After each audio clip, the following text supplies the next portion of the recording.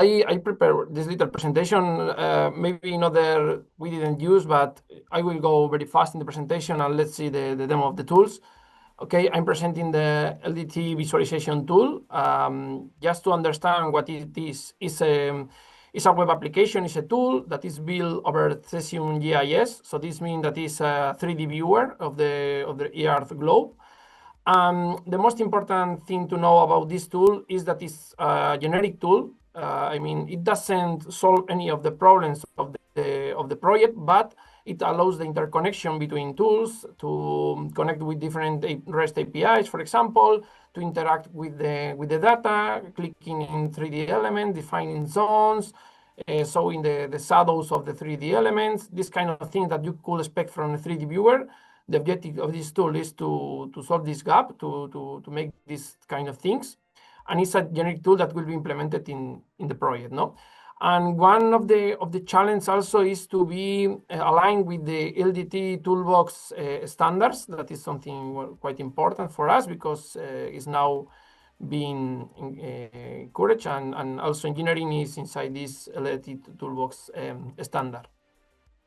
Okay, we thought that it should be used in Valencia for sure, because some of the tools that we'll be developing for Valencia in Work Packets 4 and 5, like mobility and resilience, some kind of public transport, and this kind of maps and mobility information could be visualized in these viewers. Also, the energy planning, for example, solar maps, roof information about the size to install photovoltaic, energy communities, these kind of things should be operated and visualized in the viewer.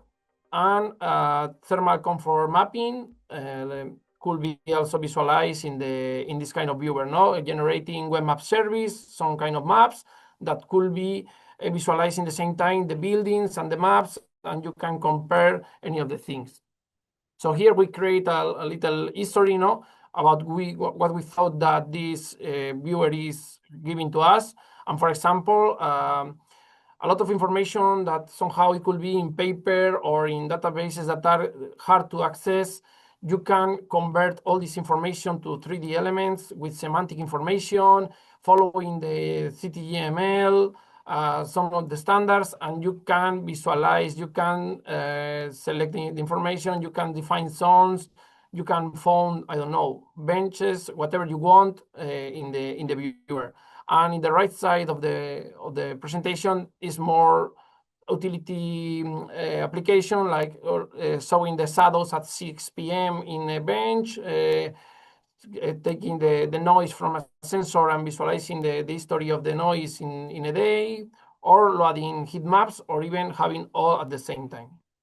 Okay, and now I add in the presentation these links, but we are going to be visualizing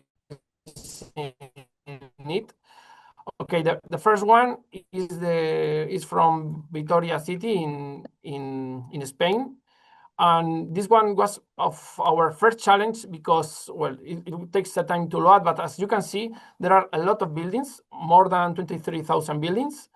And okay, we are using 3D tiles, and we are using a technology that loads when you make zoom in a place. So this way, the viewer is not getting blocked. Okay, I have some trouble with internet connection, but this is because me, not because of the viewer. For example, I want to color the buildings by the building use, and it's make at the moment. It's very, very fast technology for this kind of purpose. And you can visualize any of the information that we generate in the project. It could be added to this kind of queries or from energy parameters, whatever. Load web map service or maps, as I say before. It could take some time to load, but for example, we can mix maps with the buildings, whatever we want. So it's a way of having a fast view of the city. We can so for example, so let's pick any information that should be in a classical viewer. The point here is that we can integrate inside the project, and we can work bidirectional way. Any of the tools that we have seen before, and we are going to be seeing today, protocol of changing information, we can adapt this viewer to, for example, in this case, select a parameter, and we will be loading the historical data of any of the KPIs defined before, no? So let's imagine like a generic viewer. And now I am going to be showing some videos from other projects. Maybe if I can click, because, okay. And explaining, because, well, as I say, it has a lot of opportunities or ways of working with it. This one is the same project that we have seen now, the Smart City Vitoria. And in this case, it's one of the most simple projects because, well, it only has 3D tiles that are the 23,000 buildings, and some parameters, some KPIs, and we are drawing coloring by these KPIs, and also, well, some historical data and energetical data, no? So it's one of the most simple for starting. Also, the legends are dynamical. So if we want here to unselect any of the legends or whatever, is something that is adapted. Okay, so just to see the possibilities. Okay, I will be moving to UrbanEdge. For example, this is more complex project. For example, here what we create is the 3D elements about more elements of the city. For example, we model the toilet, the benches, handrails. Okay, you can see there a lot of things of the city. Because here, well, the project was very oriented to accessibility and to elderly people. And for example, one of the things that we don't do was to define some KPIs about how the edge friendliness index, how a neighborhood is more or friendly or not for elderly people, and we can color them. And for example, in this case, we got a DSS that allows to urban planners to select which kind of intervention it could be made in a city to improve those neighborhoods in terms of this edge friendliness index, no? For example, we are defining what is more important for the urban planner, which of the domains, and now it's selecting in which neighborhoods you want to simulate these kind of things, this intervention.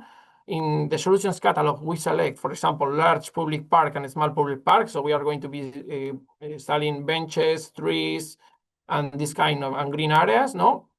And the tool itself makes you know how it improves the KPIs. This is one of the points, no, that you know how it's improved. But the most important part is that also generates a GeoJSON, knowing where is the best place to put this new large park, taking into account the amount of people that can reach this park from 5 minutes walking from their houses, no, and the homes. And the other way, this viewer allow us to directly simulate these kind of things, but in a pop-up, but working directly with without going to the tool. You enter in this pop-up the things that you want to simulate, in this case also a park, and directly we are simulating in the neighborhood selected by the viewer, no? So in this case, it's improving the usability of the tool. And finally, just to see another different example, in this case is for water, the water demand of the city. That is something that is quite different, the way of working. We are also working with CityGML, but it's an utility that needs to be modeled different. So we generate the 3D elements of the water demand in 3D way. We enter some semantic information, but in this case, some historical and real-time information, because it's the most important for the water in this case. And we are coloring in real time by these parameters. So it change in real time. This will change in the map. That is something that is very important for the company. And in this case, one of the things that we allow is also to simulate to the past, having the water demand of one day and the information about the water system to know how this water was flowed by the different pipes, different terms, no? So as you can see, this viewer allows different kind of using for different kinds that could be generated in this project in Urbanflow. For sure, we are thinking in deploy it in Valencia because of the three things that I have shown. The mobility, the energy planning, and the fan conform mapping. But if we thought that is interesting for other cities or for other elements that are generated in the project, it will be open.